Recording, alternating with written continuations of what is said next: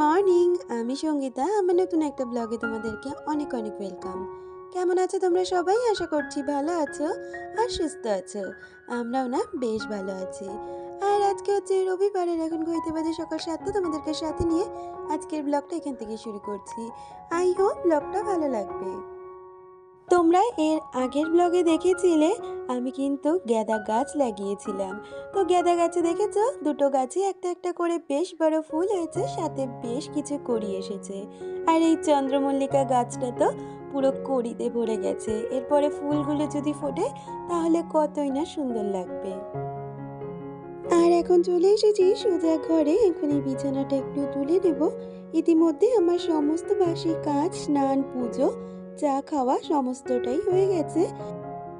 আর এখন শীতকালে সব থেকে আলিস্যর কাজ যেটা আমার কাছে, বিছানা তোলা, সেটাই এখন গুছিয়ে নেব। শীতের দিনগুলোতে বিছানাটা এতটাই ভরে থাকে যেটা গুছোতে সত্যি কিন্তু ভীষণ আলিস্য লাগে আমার। আর আমি এই মশারিটা বিশেষ ভালোভাবে গুছাতে পারি না, তবু ওই 4টে কোণা একসাথে রেখে গুটিয়ে রেখে দিই, যাতে পরবর্তী সময় মশারিটা টানাতে গেলে 4টে কোণা একসাথে পাওয়া যায় আর টানাতেও সুবিধে হয়। গরমের দিনগুলোতে তো এগুলো একদমই লাগে না, কখনো কখনো মশারি না টানালেও চলে যায়। আর এখন তো শীতের সময় ফ্যানও চলে না, প্রচণ্ড মশার উৎপাত।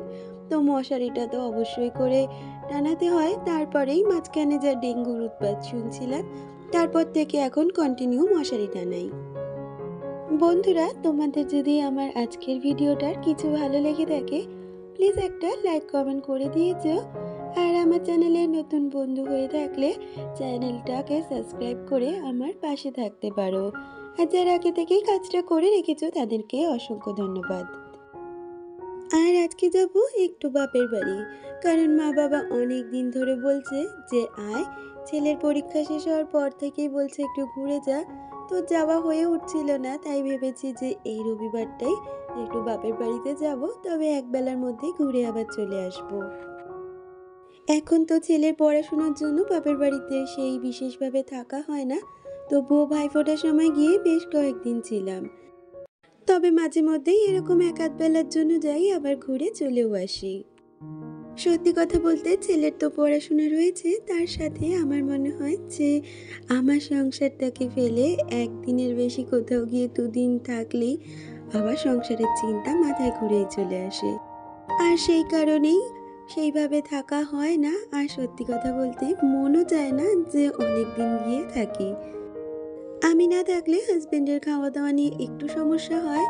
আমি জানি ও নিজেরটা নিজে করে নিতে পারে, তবুও বিষয়টা আমার খুব একটা ভালো লাগে না। তবে এই বিষয়গুলো নিয়ে কিন্তু কখনোই আমি আগে চিন্তাও করতাম না আর ভাবিও নি।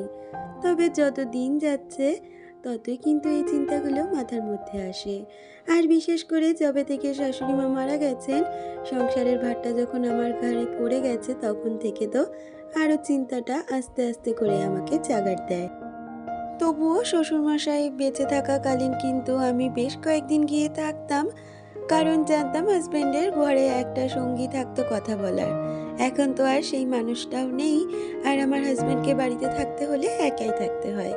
সেই কারণে আর বিশেষভাবে থাকা হয় না। আর এসেই তো প্রথমে ব্রেকফাস্টটা করে নিলাম। ব্রেকফাস্টে লুচি আর চানা মশলা ছিল, সাথে মিষ্টি।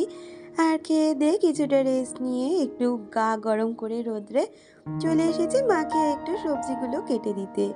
এই কাজটা আমি বাড়িতে কখনোই সেভাবে করি না, তবুও মায়ের কাছে এসে মাকে যদি একটু হেল্প করে দিতে পারি, নিজেরও কিন্তু বেশ ভালো লাগে। আর তোমরা আমার সবজি কাটা দেখেই বুঝতে পারছো আমি কিন্তু বাঁধাকপি বা এরকম জাতীয় অনেক সবজি আমি কাটতে পারি না, এর আগেও তোমাদের আমি বলেছি। আর এই যে বাঁধাকপিটা দেখো কত মোটা মোটা করে কাটা হয়ে যাচ্ছে। আর মা এদিকে বাঁধাকপিটা চাপিয়ে দিয়েছে রান্না হতে। এদিকে বাঁধাকপি হচ্ছে, এদিকে মাংসের আলুগুলো ভাজা হয়ে গেছে, আর এদিকে চাটনির টমেটো সিদ্ধ হয়েছে, আর এদিকে মাংসটা মাখানো রয়েছে।